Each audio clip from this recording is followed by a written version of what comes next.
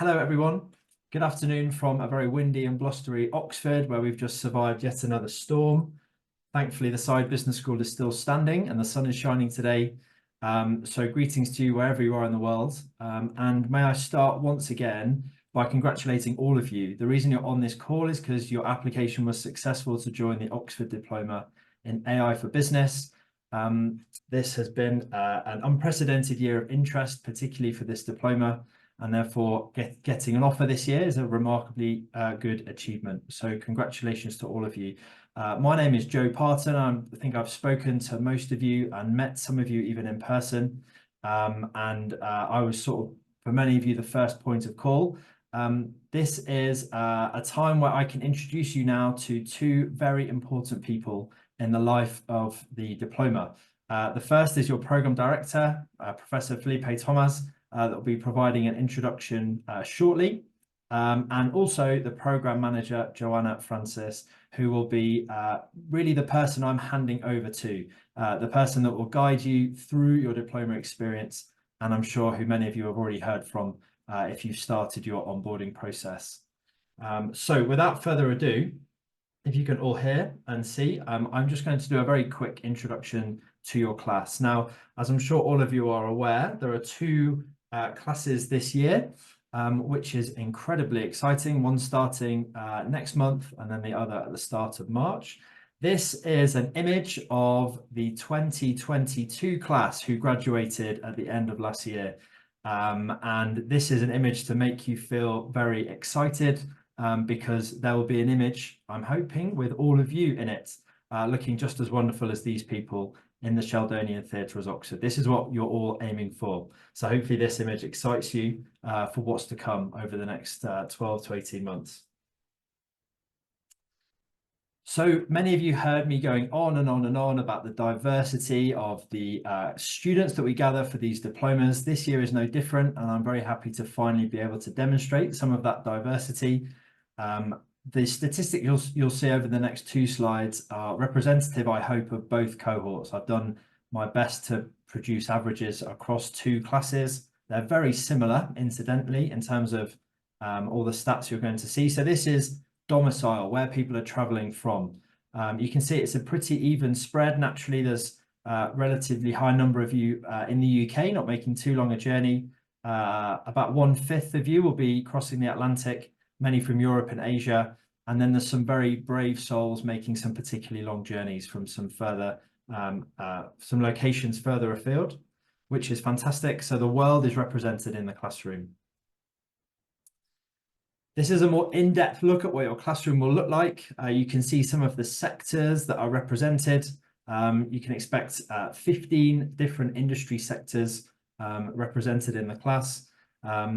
The number of students in each class will be around 60 students. The average age very similar, around 40. The average year's work experience lies somewhere between 13 to 18, 19 years. So I'm sure most of you fall within that. You're a very well educated group. There's over 100 degree level qualifications that each of you have achieved. So each of you will be adding one to that with our executive diploma.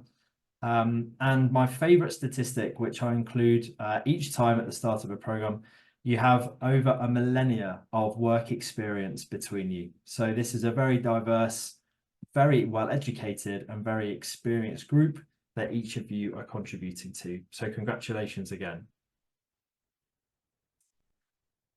So this is important. I just wanted to, I'm sure that you've noted these down on your calendars. They've been worked well into your schedule, but just to be absolutely certain, this diploma involves 4 in-person modules in Oxford at the Side Business School. If you have enrolled onto Stream 1, then here are your module dates, starting on the 13th of February and then proceeding May, July, October. And then what goes on in between and the flow of that program, Joanna will go into a bit more detail a bit later. And then if you're Stream 2, you're a couple of weeks later for each module. So here we are, March, May, September, and November. Please make sure that you know which stream you're in. I'm sure you will do, and arrive in Oxford at the correct time. That would be incredibly helpful. But I just thought for one final time, I'd show you these very important dates. So without further ado, I'd love to hand over now to your program director, Professor Felipe Tomás. Take it away, Felipe. Thank you, Joe. Hi, everybody. It's so absolutely lovely to see you all. It's actually really fantastic to see names I recognize from applications and CVs and things, and actually starting to see some faces. So yeah, welcome. Greetings from Oxford as well. And there's a few things that I want to, I guess, chat about. First, I'll introduce myself so you get a sense of who I am and why I'm here. Um, so just a big hello to the 2% that come from the South America. I'm with you. So I originally from Brazil. I travel a lot shorter now because I'm actually an Oxford local, so I'll have a slightly less travel time than you. But yeah, Brazilian born, raised in the US. So if you hear the accent as non-British, non-Brazilian accent, probably at this time, spent 25, 26 years in the US, most of my education from there. I'm a professor of marketing, which to you might seem extremely weird. Why is this person at all involved with artificial intelligence? It just so happens that the foundation of all the stuff that we study in marketing and the stuff that I pay attention to is in mathematics, actually. So I do essentially applied mathematics, starting with social networks. And over time, a lot of that became machine learning, hence a lot of interest. I have published in mathematics, I have published in business, I have published in conservation science, peer-reviewed journals. I have won awards from NeurIPS, the top machine learning conference. And I own the first spin-out company with technology that I developed out of the business school. So I got my hands in all sorts of little pockets. But hopefully it's enough of a broad set of experiences that prepares me to lead this group. I was one of the professors that started this degree a number of years ago, and I've taken over the direction of it last year. So I'm very familiar with DIP AI, and I absolutely love every bit of DIP AI. That said, what a year to study AI. The whole thing that says, like, I hope you live in interesting times. Welcome to interesting times.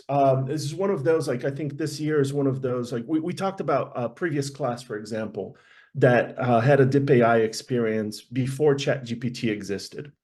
And you say, wow, that's a very different world, right? Before we were talking about large language models. I think 2024 is going to be a similar year where things just completely get upended once again.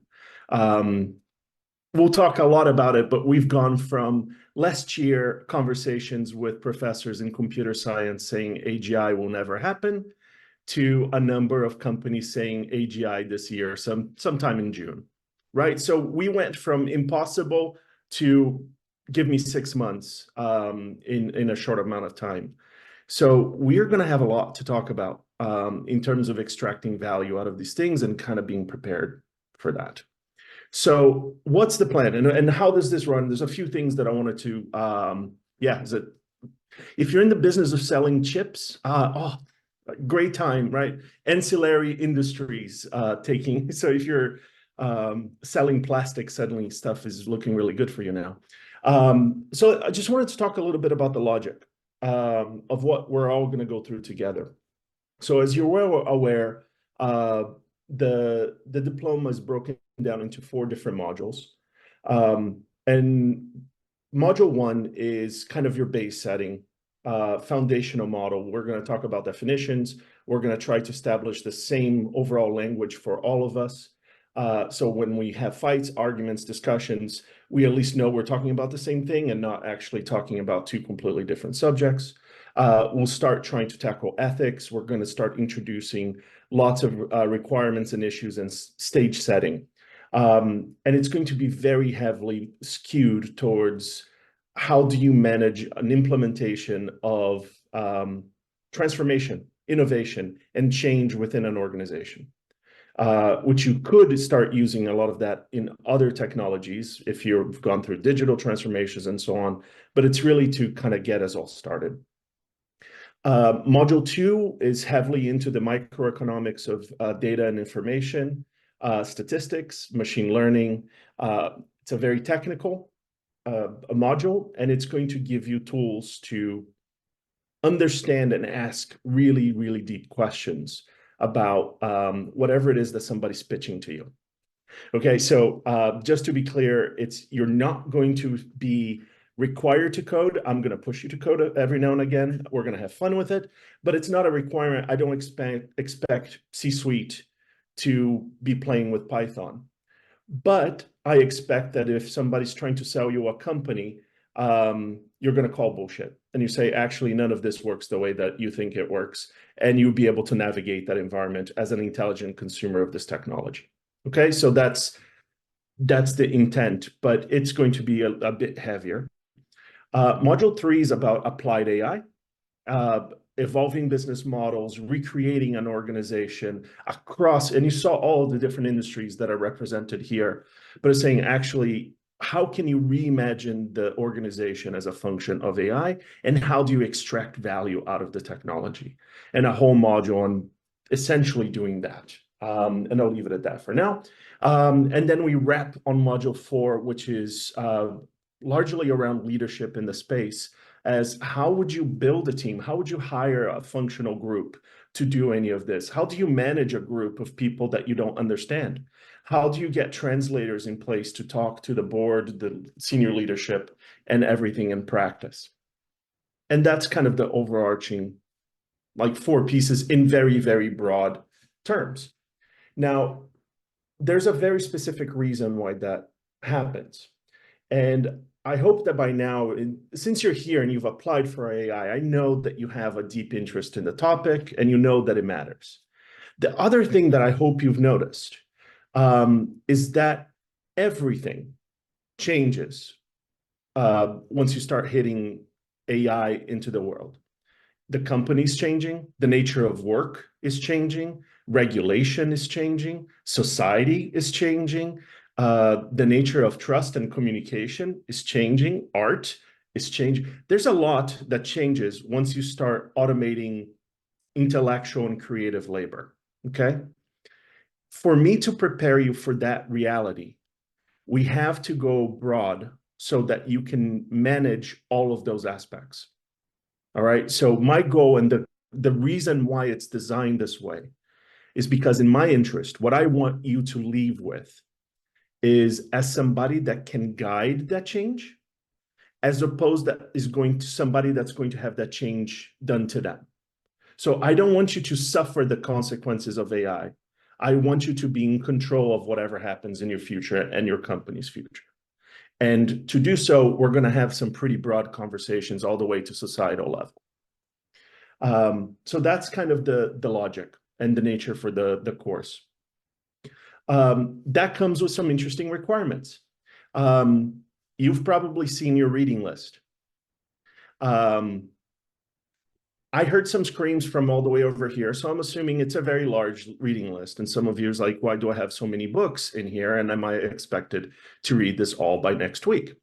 So let me just say, here's what that is. And let's talk about the nature real quick of study in this domain and in graduate study, okay? So point 1, none of those books, articles, podcasts, whatever we give to you is not a textbook.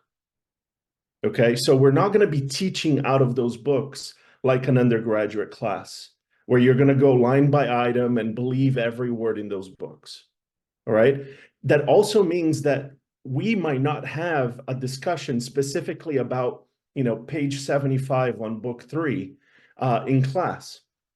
What those things are foundational material, interesting ideas, important thoughts that I would like you to be exposed to and have in your head. So when you're forming your opinion about things, it's informed by those topics covered in those books, articles, and so on. So it's kind of assumed knowledge. It's not something I'm going to teach, right? The other thing, which is what makes it very difficult for me to recommend books in the first place, is that sometimes I disagree entirely with whole streams of those books. Entire chapters, I think, are completely full of it. Yet I'm asking you to read them. Part of it is being exposed to some uncomfortable thoughts, things that you disagree with, and being able to read through all of these aspects and extracting what you say, actually, this is accurate, this is not accurate, this is correct. So part of the massive amounts is to get us kind of conversational on the topic and various parts of a large topic such as AI. It's also, and I'm sorry to say, a starting point. I expect, and you will, and you probably do a lot of this on your own time, you will not stop at the end of the reading list. You will continue reading for sake of interest. I found this article, I have these things. And very often we actually start sharing things inside of our groups and classes of saying, here's a new article, here's a new book, here's a new idea, what do you think? This is very important for a very specific reason. If you haven't noticed, AI evolution is happening at breakneck speed. It is incredibly difficult to keep up with every aspect of AI R&D. I think one of the most pleasurable things for people in our field is to go, oh, have you heard about X? And odds are no, of course not. I haven't heard about X. It's, you know, there's a billion different aspects of where things are happening. Like one of my current areas of research is in quantum optimization for AI systems. One of the algorithms I've developed has quantum applications.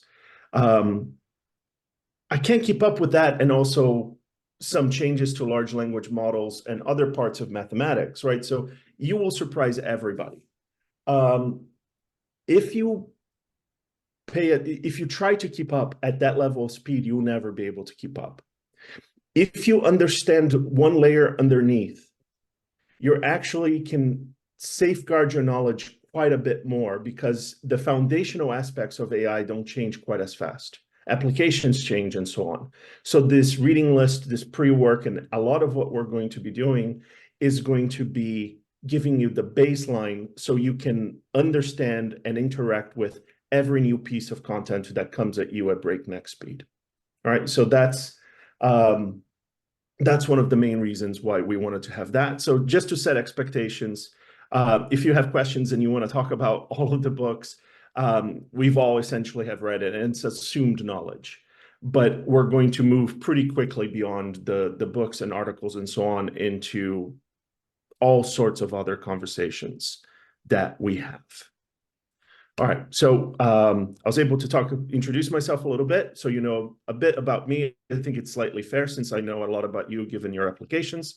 The logic of the course and how it's organized, and a little bit about these expectations of how we're going to hit the ground running once we get in class and we're all in Oxford together, rather than revisiting reading materials. So with that said, I'll stop here. I know we'll have time for questions and answers and all of that good stuff. I will switch over to a person who will be, I guarantee you, all everybody's favorite after a short little while. But I'll transfer to my colleague, Joanna, if you want to go ahead and talk a little bit about the ins and outs of the program. Hi, everyone. Lovely to meet you today. So my name's Joanna, and I'm the Program Manager for Diploma in AI for Business. And I'll be your main point of contact during your time through the program. So if you've got the slides to... So here we are with last year's Diploma in AI for Business 2023 cohort. And hopefully in Module 4 for you guys, you'll have your matching sweatshirts, and we'll be out there together with Felipe and Michael Smets in the blue shirt at the top there.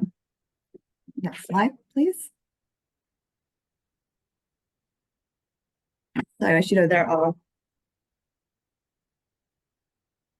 So in Module 1, you'll get to meet our library and digital services team, our IT team, And the most important team for you guys is going to be the assessment team, as they're going to be the people you can reach out to if you need an extension or help with your assessment. Next slide, please. As you know, we've got 4 modules, and we will release the pre-reading around 4 weeks before each module. Modules 1 to 3 are assessed as an open book assignment, that's 3,000 words, and then you'll have the FIA, which is your final integrative assignment, your last assessment for module 4, which is a longer piece of work that's 6,000 words, and you'll have approximately 3 months to write that. All 4 components are equally weighted, so each module is worth 25% of your grade. Next slide, please. Each module is 4 days. We'll start the day at 9:30 a.m. But for anyone that wants to come earlier, we will have coffees and pastries available from 8:30 a.m. so you can chat about everything that you've learned in the previous day. And then at the start of each module, we will have some kind of welcome reception. In module 1, that's going to be drinks. And in module 2, that's going to be a pub dinner. And every Thursday, we will go to a college for dinner. For module 1, we're going to be at Lady Margaret Hall. And that will be a 3-course college dinner. And the hall looks kind of like the Harry Potter halls. So everyone tends to really enjoy them. Next slide, please. As your program manager, I am your cheerleader. I'm here to answer any questions that you might have during onboarding or during your time in program and afterwards. A couple of things I have to mention. I can't write your assignments for you, and I can't bend university regulations, but I can certainly help you navigate any issues that you run into. I'll also be the person who talks to your class representatives to talk about the course and what you want to do going forward. So that could be other social activities or places that you'd like to visit. Next slide, please. As the Diploma in AI Business cohort, you will be associate members of Jesus College. Jesus College is a beautiful college, and the team there are super friendly and welcoming. And we will take you by on the first Thursday that you are with us to go and collect your key fobs. They really make you feel like you're part of their college, and they're always delighted to welcome you. It's one of Oxford's older colleges, founded in 1571 by Queen Elizabeth, at the request of a couple of Welsh lawyers. So they have they celebrate St. David's Day every year. They also have their own graduate community, which you will be welcome to join, the Jesus Entrepreneurial Network, and you can join that on day 1. So they'll have various events, both in Oxford and around the world, that you'll be able to attend. Next slide, please. So we're going to do a lot of things while you're in Oxford, including a debate, hopefully at the Oxford Union. We will be going punting, going to one of Oxford's local pubs. It'll be a way for you to broaden and deepen your network in Oxford, and it's very enjoyable. So get ready to study hard and play hard.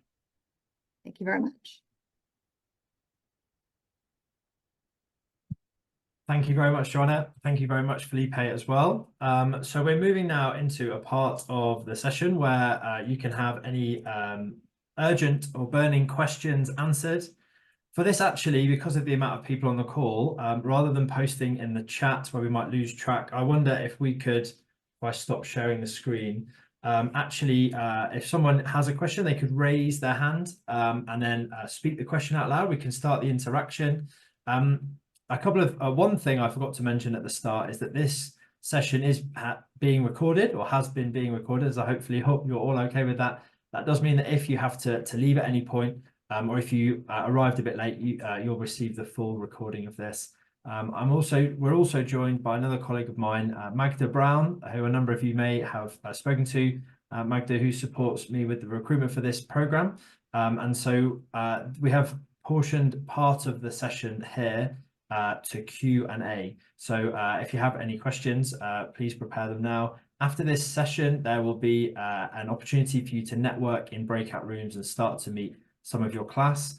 And then upon conclusion, if you did have time to stay and ask any more questions, then we're not in a rush to leave. So we're going to kick things off. Sonny, you have your hand raised. Please unmute and ask the question that you have. Thank you very much, Joseph. My name is Sonny Roche. Just finished my senior fellowship at the African Studies of Oxford University. My question is, I have two questions. I am aware that there is a seminar that will go on the 24th to 25th of May. I think we'll be there, the second cohort. And the fee is £595. It's on artificial intelligence, it's an artificial intelligence summit towards AGI. I wonder if it's possible for the SBS to facilitate us attending if they could waive the fee. One. Then the second one is, which Philip had mentioned, keeping up with emerging trend in AI development. Is there a way that the side business group can keep alum updated as key metamorphoses occur in AI? Thank you. Thank you very much. Sonny, just a quick answer to your second question. Upon completion of the diploma, not only will you have gained the network of the class, which is in itself very diverse, and be able to communicate with previous students of this diploma, you'll also join the Oxford Business Alumni Network. That's 26,000 and growing network of all former students of every program at the Side Business School over the last 26, 27 or so years. And that's a global network with events in the UK and chapters around the world.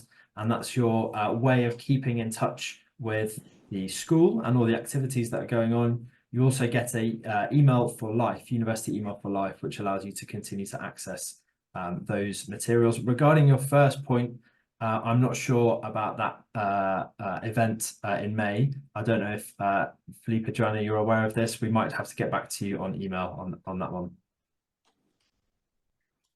I'm not familiar with it. It's not something that we organize within the business school, so we'll have to see who's putting that together or what is. But if it's a university organized event or thing, we tend to be invited ourselves as a class. Like we had the Rulli lecture with one of Google's people and head of AI, and the whole cohort walked together. So yeah, we'll look into it, but I'm not sure which body is putting that together. It's been organized by the Rulli House, but I'll send Joseph the details. It has a code number. Thank you very much, Sonny. Yeah, we'll connect by email. I'll be looking for questions in the chat, but everyone seems to be growing their LinkedIn profiles, which is fantastic, and connecting with each other. Roy, you have a hand raised. Over to you. Yeah, thank you, Joseph. Hello, everyone. Hello, Felipe. I just had a question. Well, having done the full MBA course 5 years ago in Oxford, I know one of the most interesting parts of the university experience are the external speakers that do visit. I know there is part of the 4 modules we have. I'm sure there's something planned, but is there a way we can equally get the agenda or calendar for the other lectures and speakers that will be attending during the modules when the AI course will be happening? It might be that there will be some opportunities of attending those, and I think that will be an interesting also aspect of the program.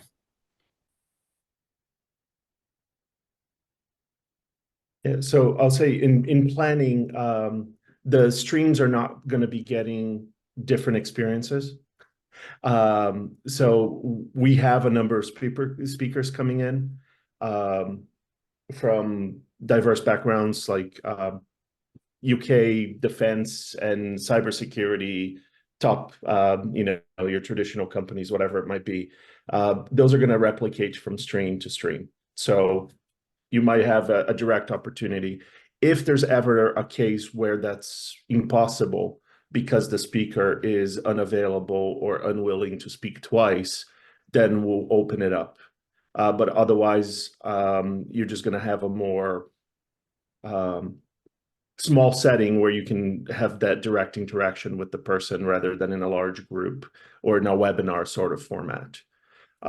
If there's speakers outside of Dip AI, then yeah, we'll invite everybody as a group, regardless of stream. Thank you, Felipe. Just a quick comment on behalf of our team. It's very exciting to be offering 2 classes. This is something we've done before for one of our other diplomas. So although you'll be in Oxford at different times, echoing what Felipe said, you are one cohort 2024. We're aiming for you to have an equally brilliant and impactful experience. And this is something our team have had experience with another diploma. So hopefully there's no concerns about that. Vikas, you were next with your hand raised. How can we help? Or you're on, if you unmute. Sure. Thanks, Joe. Thanks, Philip and Magda and everyone. I have a question. I think I had 2 questions. The accommodation is already being answered on the chat group. So there would be a list of options given to us through Canvas, which we need to wait for stream 2. Apart from that, before we join the course or start the course, are there any other network opportunities so that we can get to know our, cohort better? For example, WhatsApp group or Discord or anything else that is organized by the institute, or it's only amongst us, we need to do it ourselves? Funny you should ask that. I will be sending out information for a stream 2 WhatsApp group after this call. All right, great. Thank you. Thank you, Vikas. Alex, you are next with your hand raised. Yeah, thanks, Joe. Thanks for holding this call. And good afternoon, everyone. I had a question about coursework or the essays, and whether if any of us are coming to the course with AI-related commercial projects or things we're working on for ourselves, whether we can integrate those into any of the essays or coursework, or is that not possible? Awesome question. All right, so every single assessment is designed to be helpful to you. We are, and they're all linked, so that they build on each other, and you kind of work through your internal logic for your company, for your new company you want to start, for a small project, whatever it might be. So if you have something already in the run, you can just take that. Right. If you have something for your company, you can do that. If you're tired of your company and you want to pretend you work for somebody else and work through that logic, you're welcome to do that as well. So there's no requirement to, bring work into here. This is for you, not for your company. But the idea is that you're not writing 3,000 words because we like reading 3,000 words. You're writing 3,000 words because once you're done, you're going to be one step closer to having a really tight, well-functioning, value-laden thing at the end. Just to give you a sense, one of our cohorts that was early on, so this is early, when classes used to be about 40, 41, that class had 41 people. At the end of the FIA, there were 41 new products in market. Wow.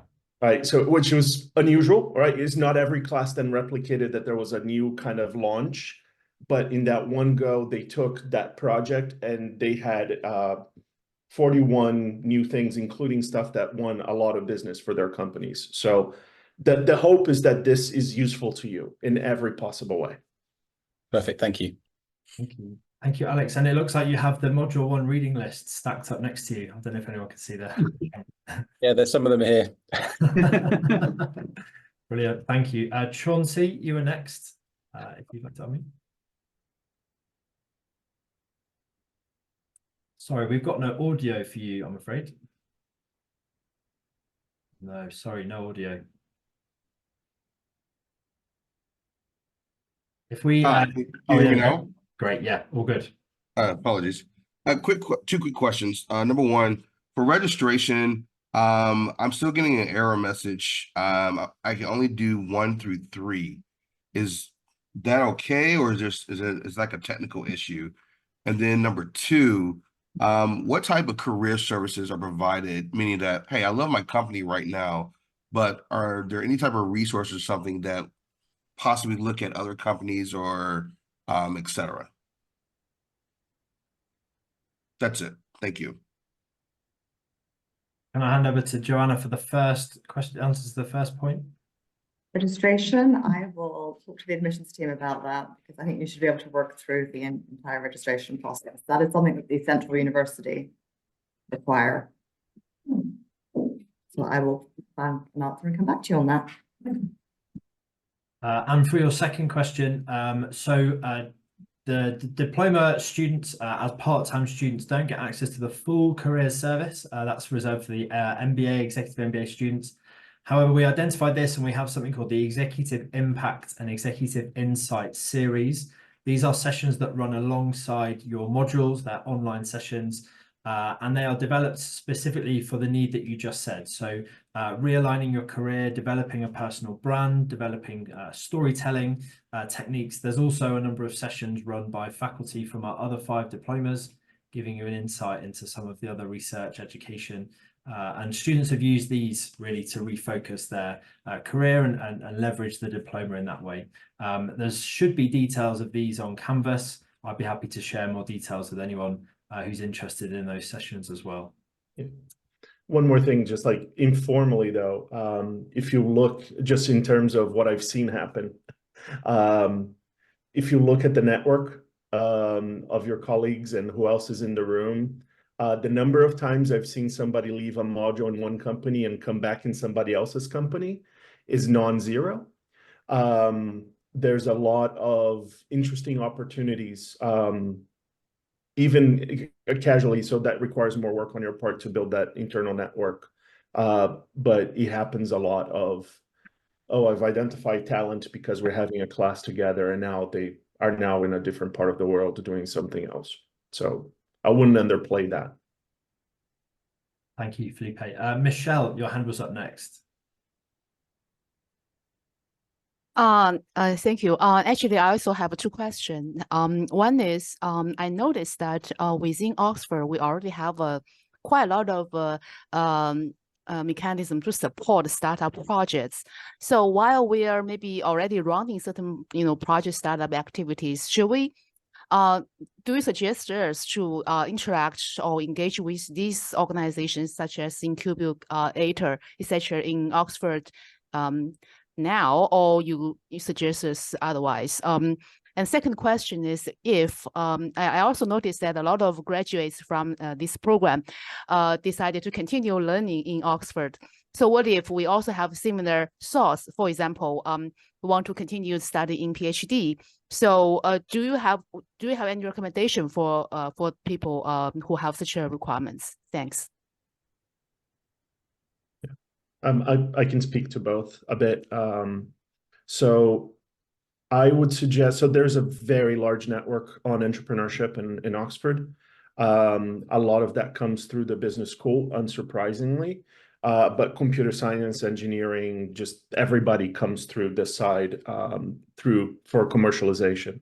There are networks, and then there are official bodies like OUI, Oxford University Innovation, and a dedicated VC fund for university-spun companies. So there is a pretty robust environment.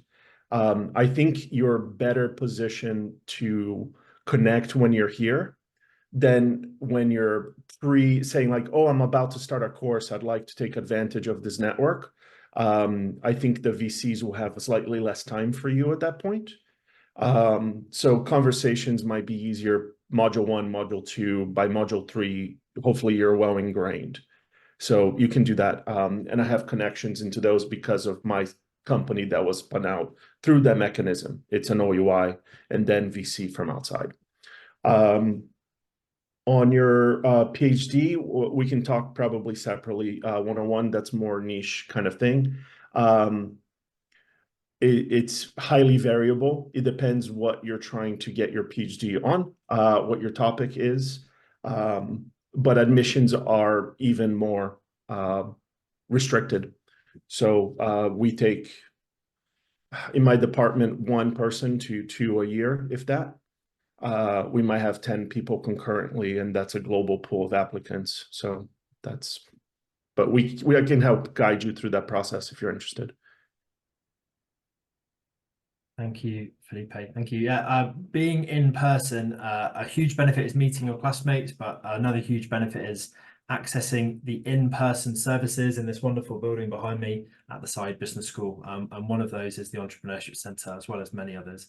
We have time for a couple more questions because I'm cautious of leaving enough time for the networking activity.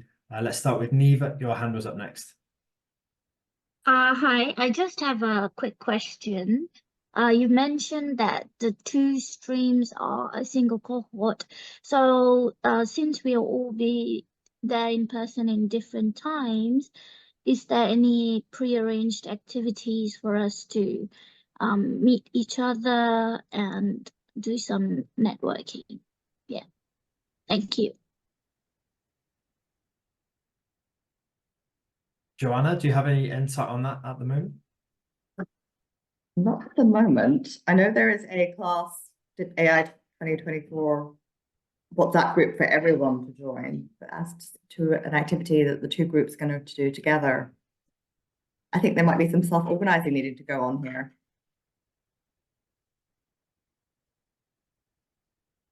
Yeah, so we're still working out exactly the in-person collaboration is probably the trickiest thing for combining the two cohorts together. Hopefully, virtually a lot of connections can be made, and yeah, as Joanna said, a lot of self-organizing can go on. Vinay, a question from you.